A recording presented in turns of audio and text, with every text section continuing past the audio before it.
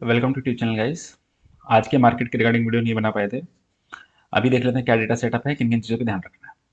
Okay. तो देखिए, कल जो यूएस का मार्केट है वो बहुत शानदार बढ़ के बंद हुआ। ओके, कई पॉजिटिव क्यूज थे, वहाँ के रिजल्ट काफ़ी अच्छे आए, बैंक्स के भी, नेटफ्लिक्स का भी, तो काफ़ी चीज़ें ठीक थी। उसकी वजह से मार्केट ने काफ़ी अच्छा एक बाउंस दिया। ओके। अब उसके बाद में जो हमारा मार्केट था वो पहले से आउट परफॉर्म कर रहा था, और मार्केट ने हमारे ने बहुत ही शानदार मूव दिया। रीज़न सिंपल था, हमारे कई क्यूज से ग्लोबल मार्केट का आउटलुक बढ़िया हुआ। एचयूएल का रिजल्ट बहुत शानदार आया। जो विंडफॉल टैक्स था उसमें कुछ कटौती हुई, तो उसकी वजह से जो ओएमसीज थे उन्होंने रैली दिखाई। ग्लोबल मार्केट में जो आई ग्रोथ स्टॉक्स हैं, मतलब आईटी स्टॉक्स हैं, उनमें रैली आ रही है, तो उस वजह से नेस्डेक वेस्डेक रैली कर रहे हैं, तो हमारे आईटी स्टॉक्स ने बहुत रैली दिखाई, तो मार्केट बहुत ही जबरदस्त वाला गैप अप हुआ। ओके। जिसकी उम्मीद टू बी वेरी ऑनेस्ट नहीं थी बिल्कुल भी।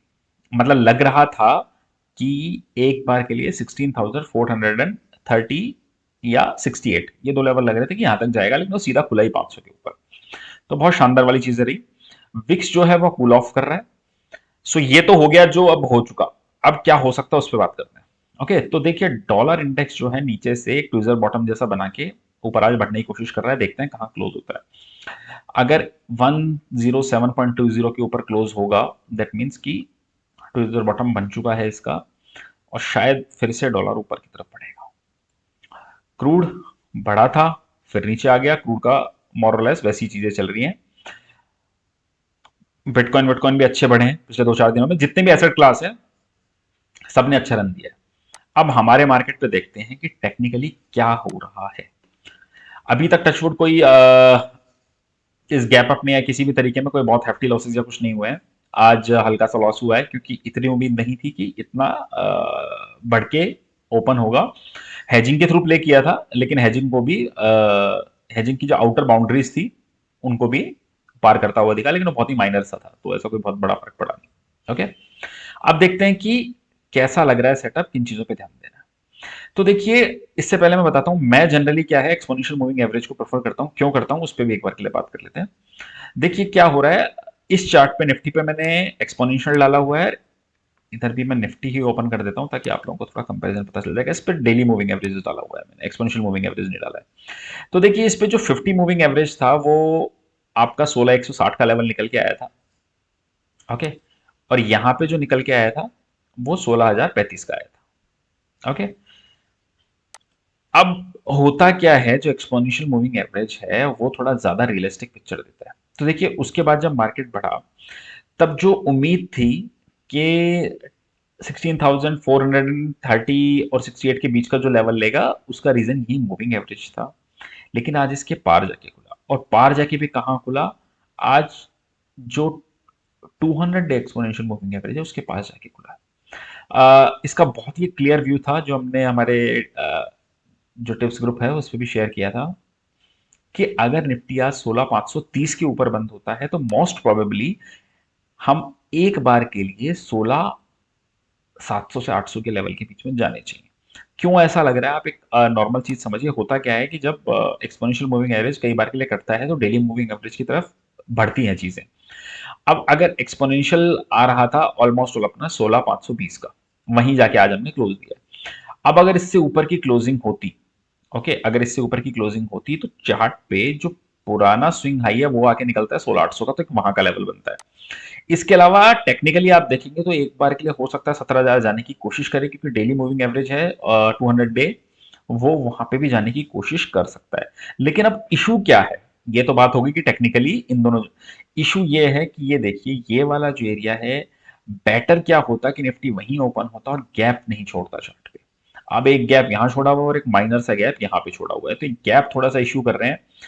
हो सकता है एक बार के लिए 350 पहले भरने आएगा, नहीं, आई डाउट। ओके, कह नहीं सकते हैं।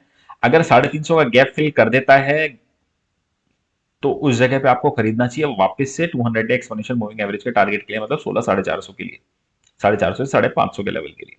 ओके। सो ये गैप जो है ये थोड़ा सा स्ट्रेंथ नहीं दे रहा है, बाकी टेक्निकल चार्ट बुलिश है।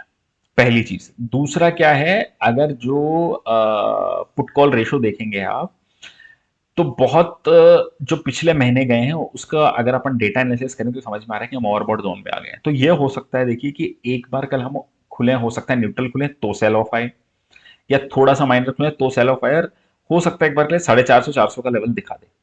बेटर ये होगा, मैं तो कह रहा हूँ 350 एक बार के लिए दिखा देगा तो बहुत बेटर है, और उस केस में रिकवरी ज्यादा अच्छी और स्ट्रांग बनेगी। ओके, सो ये निफ्टी का ये चार्ट है। 200 डे ईएमए के ऊपर की क्लोजिंग आने की पूरी प्रोबेबिलिटी है। एक बार के लिए 16 700 और 800 का लेवल दिखता है।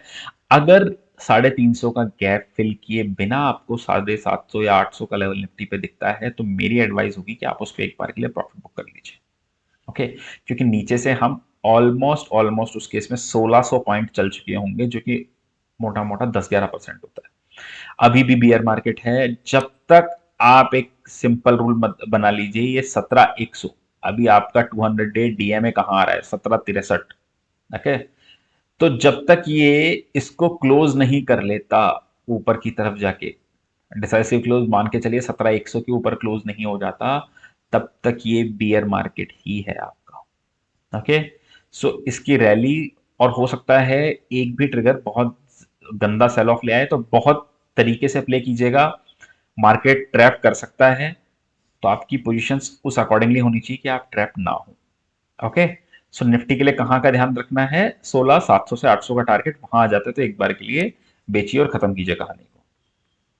बैंक निफ्टी पे आते हैं, क्योंकि उसके बाद सिर्फ 200-300 पॉइंट बचते हैं। 17,100 जाएगा तो ठीक है, उसके बाद खरीद लेंगे, ऐसा कोई बहुत बड़ा कुछ इशू नहीं है। बैंक निफ्टी में गैप्स नहीं है, सबसे बेटर बात यह है, छोटा सा गैप है जो मुझे लगता है कि कल फिल हो जाना चाहिए एक बार के लिए। 35,800 770 के रेंज में मुझे लगता है एक बार के लिए आ सकता है बैंक निफ्टी, क्योंकि आज क्लोजिंग भी वीक थी। और मैंने आपको क्लियरली एक चीज बोली थी कि इस बार अगर अभी करेक्शन स्टार्ट होगा, इस बार से मतलब इस वीकली एक्सपायरी से था मेरा, टेलीग्राम ग्रुप पे क्लियरली बोला था, तो बैंक निफ्टी लीड कर सकता है, क्योंकि बैंक निफ्टी थोड़ा ज्यादा ओवरबॉट हो रखा है। एक डबल टॉप का जैसा फॉर्मेशन बनने की भी पूरी कोशिश है। 35,700 का लेवल आएगा एक बार के लिए, गैप फिल हो जाएगा, उसके बाद देखेंगे कि चार्ट किस तरीके का बिहेव करता है। ओके, क्योंकि वैसे अगर चार्ट पे देखेंगे तो एक बहुत ही शानदार वाला अगर आप देखेंगे तो पैटर्न तो ऐसे बन रहे हैं कि जैसे बियर मार्केट एंड होने पे, ठीक है, लेकिन कुछ कह नहीं सकते। बहुत क्लियरली चलेंगे, आप ये देखिए, ये निफ्टी का डेली, बैंक निफ्टी का डेली चार्ट है, आप ये देखिए, clearly inverted head and shoulder बनने की कोशिश हो रही है। और टारगेट कहाँ निकल के आता है इस केस में, तो टारगेट बहुत ही ऊपर का निकल के आता है। 37,500, 38,000 तक के टारगेट निकलते हैं इस केस में। लेकिन क्या इस सिनेरियो को देख के पॉसिबल लगता है, बहुत मुश्किल है। लेकिन अगर आप देखेंगे तो आप ये देखिए कि बैंक निफ्टी के केस में 200 डे एक्सपोनेंशियल मूविंग एवरेज के बहुत ऊपर जाके हम ट्रेड कर रहे हैं, ये बहुत पॉजिटिव साइन है।